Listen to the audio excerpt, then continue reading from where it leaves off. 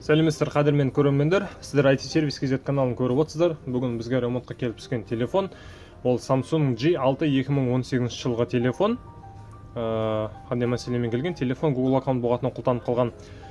Біз осы модельге байланысты видеоларды каналымызда видео негізі жүктеген болатынбыз. Егер жаңылыспасақ, егерде ол жолдар мен телефондарыңыз сол біз көрсеткен тәсілмен қазір 2019 жылдың сәуір айында отырмыз біз. Видеоны түсіріп жатырмыз. Видео яғни ол тәсілдермен Google аккаунт болғата ашылмаса, яғни экстренный вызовқа біз кіретінбіз алдын телефонда. Ол жерде 112-ге қоңырау шалып, сол арқылы біз добавить контакт дегенді voice assistant не болмаса talkback функциясын қосып добавить сет деп, добавить вызов деп, ол жерден контактыға кіріп, контакты арқылы номер жазып, номерге сообщение жіберу арқылы біз YouTube-қа кіретінбіз. Яғни ол жолдардың еш қайсысы кірмей қалған. Енді бізде бір ғана бір жол бар, ол тәсіл көпшілік қолданып жүрген, енді басқа да интернетте де бар, ол ондай тәсілдер көрсетіп жатыр. Біз енді соны сол тәсілді қазақша не түсірсек деген ой бар еді. Клиенттеріміз шалғытып қалып еді, кешірім сұраймыз сіздерден.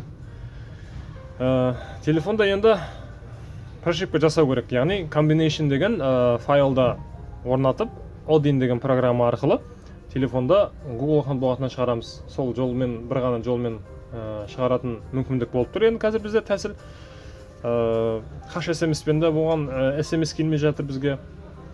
Сондықтан телефонда осылай компьютермен программа жазу арқылы біз Google аккаунт болғатынан шығаратын боламыз, прошивка арқылы. Мекені жерде біз даледе біз ешбір мүмкіндіксіз келесі бетке өткізбейді. Одан кейін артқа қайдасыздар сіздер.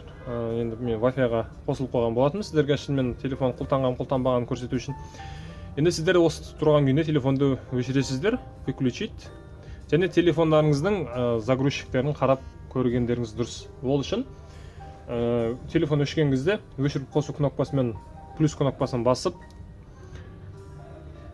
тұрасыздар. Samsung логотип шыққан кезде өшіріп қосуды жіберіп, плюсті басып тұрасыздар.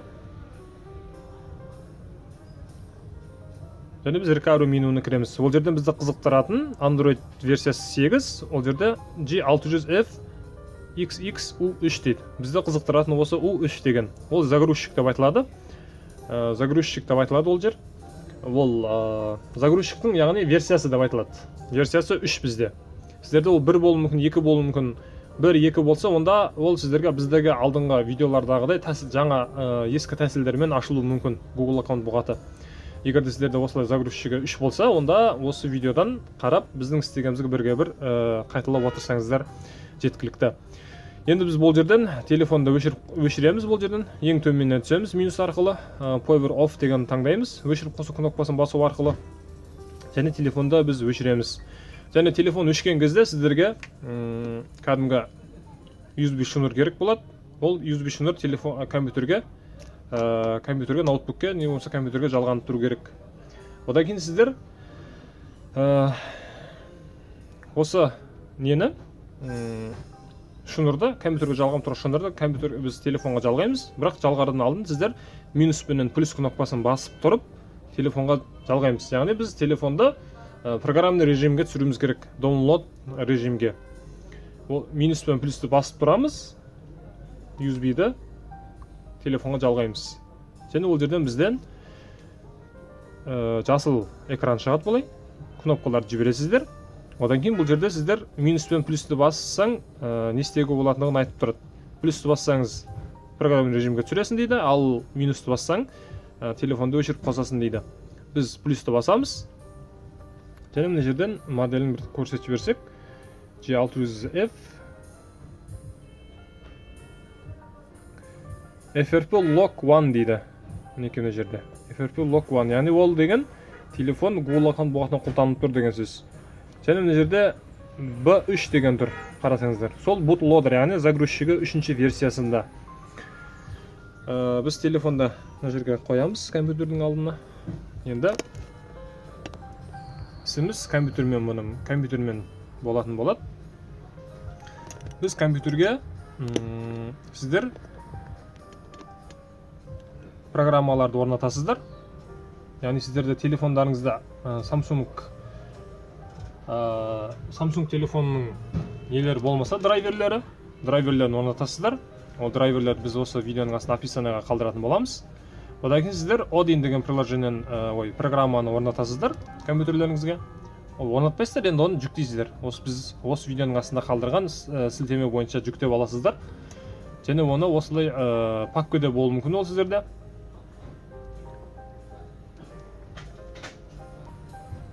Кешіресіздер, клиенттер келіп қалып еді. Сонымен телефонда жалғаған соң сіздерде енді ол Odin приложениесін программа сілтемелерін жүктеп аласыздар. Одан кейін сіздер Odin программасын ашасыздар. Odin'нің версиясы ол сіздерде Odin 3 версиясы 3.13 болу керек. 13.1 деген. Осы соңғы версиясын жүктеп аласыздар. Оны да біз сілтемесін қалдырамыз осы видеоның астында. Одан кейін сіздер ол жерде мына жерде BL AP SP KSK деген болады. Сол AP дегенге басып combination деген файлды орнатасыздар. Мінекей, ол мында тұр. Мен оны салып қойған болатынмын, қайтадан салып отырмаймын.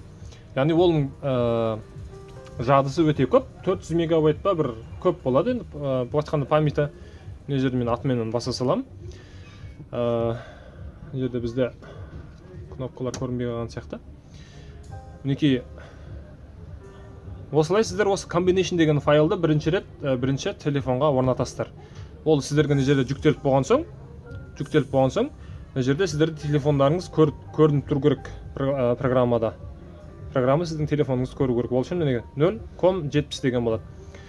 Соған басасыздар сіздер, мына жердегі апаны жүктеп болған соң, мына жерде старт деген болады. Сол старт дегенге басасыздар. Және телефонға приложение, яғни прошивка орнатылады. Мінекей қазір bot, system дейді, recovery, system. Телефонда да мына жерде байқасаңыздар, загрузка болып жатыр, жүктеліп жатыр. Осы загрузка болғанға дейін, бітуіне жақындағанға дейін видеоны кішкене тоқтата тұрсам, уақыттарыңызды үнемдеу үшін, ал сіздер сол загрузка болғанға дейін күтесіздер. Мінекей, прошивка аяқталып қалды. Reset, pass. Мінекей, бізде қазір жазылды. Сіздер және төбелеріңізде мына жасыл, қызыл, жаңағыдай розовый түстер болады телефонда.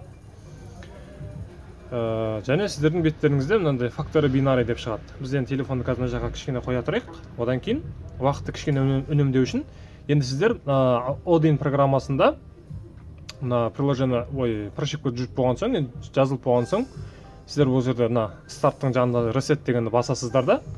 Бұл жерге біз кейінге қоятын приложенияларды, прошивкаларды орнатамыз осы жерге. Сіздер бірінші KSK деген таңдайсыздар. Ол бізді бағанағы combination көрсетіп тұрады. Одан кейін сіздер кішкене артқа қайтасыздар. Яғни сіздердегі тартылған файлдар осылай тұрған болса, егер енді басқаша тұруы мүмкін сіздерде, ол жерде сіздер таңдайсыздар KSK дегенге, мына KSK OMC, Home емес KSK OMC дегенді басасыздар. Бір рет басып, екі рет чертесіздер, ол мына жерге жүктеледі.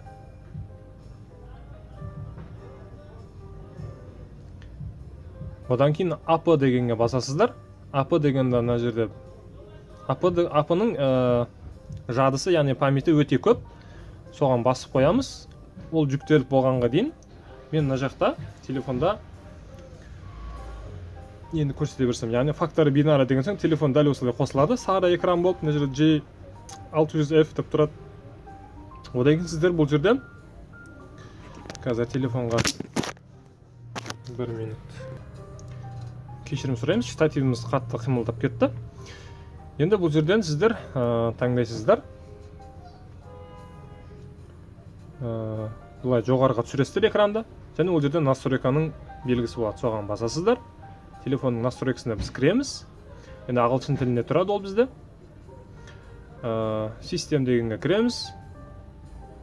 About emulated device. Соған енді ағылшын тілін қатты мықты біле бермейміз енді. Ол ең астына түсіп, About emulated device дегенге, ол жерде build номер дегенге 7 рет басасыздар тездетіп. Ол қосылған соң артқа қайтасыздар. Development options деген болады. Сол қосылады. Соған кіресіздер, яғни разработчик деген. Енді бұл жерде OEM unlocking деген бар, соған қосып қоямыз. Enabled, және ең төмен жағына түссек, бұл жерде USB debugging деген болады. Осыны қосып қоясыздар. Осы өзі автоматты түрде қосылып тұрады негізінде. Егер қосылмаған болса, осыны қосып қоясыздар.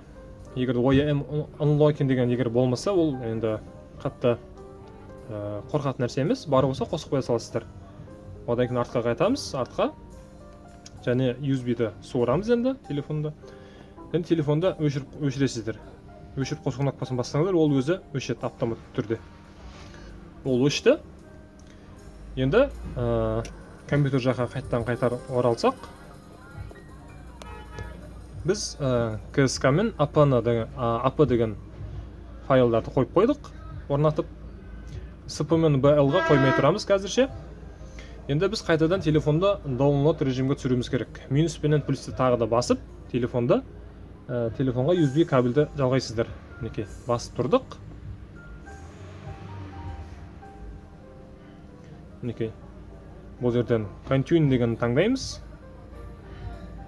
Continue таңдау үшін плюс кнопкасын басасыздар.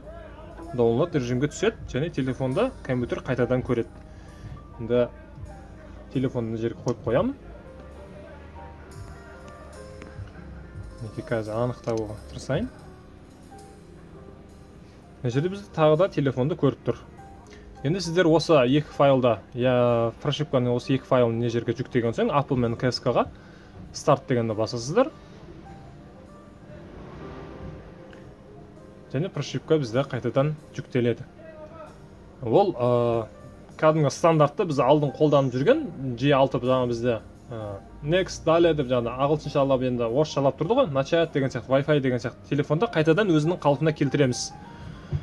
Мына систем, яғни прошивка біткенге жақындаған кезде мен видеоны жалғастырсам, соған дейін тоқтата тұрамын, ал сіздер күтесіздер. Уақыттарыңызды үнемдеу үшін видеоны қысқартып түсірсем деген солай деп дұрыс көріп отырмыз. Мінекей, аяқталып қалды.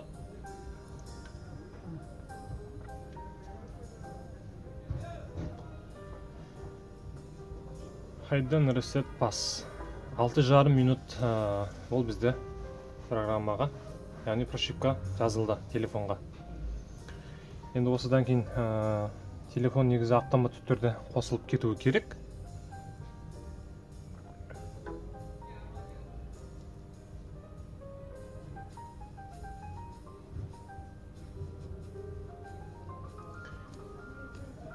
Кішкене күтеміз телефон қосылғанға дейін.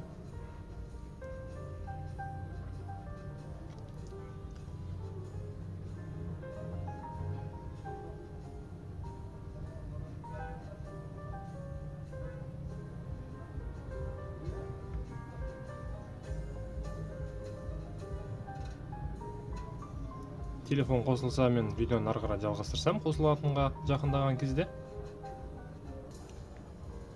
Мінекей достар, бізде запуск Android деп телефон қайта қосылып жатыр. Добро пожаловать дейді. Яғни, мына жерге қараңыздар, специальный возможность деген адамның белгісі шықты. Жаңа бізде телефон құлтанған кезде, USB-ді ала салсақ болады енді. Телефон құлтанып тұрған кезде бізде осы специальный возможность деген жоқ еді. Яғни бұл деген сөз специальный возможностьтің орнына экстренный вызов қана ортада тұратын. Енді специальный возможность қосылған соң телефон Google аккаунт болғатына шықты деп айтсақ та болады. Мінекей, запуск деп бастапқы менудің барлығын өтіп шықсақ, қазір дұрыс басылмай қалып сияқты. Мына жерде Wi-Fi-ді өшіре саламыз. Далее ең астына түсті, я прочел, принять. Мінекей, дата и время дейді. 1 апрель деп қойып. Сағат дұрыс емес енді. 22:51 емес. 17:51. Далее. Бұл жерде нет, спасибо. Пропустить. Принимаю. Бұл жерде все деген алып тастай саламыз. Далее. Samsung аккаунттан да аттап өтеміз. Пропустить. Готово. Телефон готов к работе дейді. Видеомыз енді 15 минуттан асып кетті, кешірім сұраймын. Бірақ енді одан көп уақыт алды. Настройка, телефон настройкасына кіріп, сведение о телефоне. Не қараңыздар. Galaxy J6. Сведение о ПО, версия Android 8. Орган безопасность Android 1 август 2018 деп қойды. Мінекей біз телефонда J6 2018 телефонның Google аккаунт бағалатына шығардық. Енді мына жерде бізде Android версиясына кірсек, 8 аяқты ойнауға болады. Енді әрине қалжыңдап жатырмыз. Егер сіздерге видео ұнаған болса, каналға тіркеліп, лайк басуды ұмытпаңыздар. Мінекей бұлай қойып қоя салсақ. Видео сіздерге ұнаған болса, лайк басып каналға тіркелуді ұмытпаңыздар. Сұрақтарыңызды комментарийға қалдырыңыздар. Біз оған міндетті түрде жауап беретін боламыз. Жаңағы файлдарға сілтемелерді біз осы видеоның астында сілтемелерін қалдыратын боламыз описанияға. Сіздердің біздің каналға тіркелгендеріңіз, ол біз үшін өте бір үлкен жетістік. Сау, сәлеметте болыңыздар.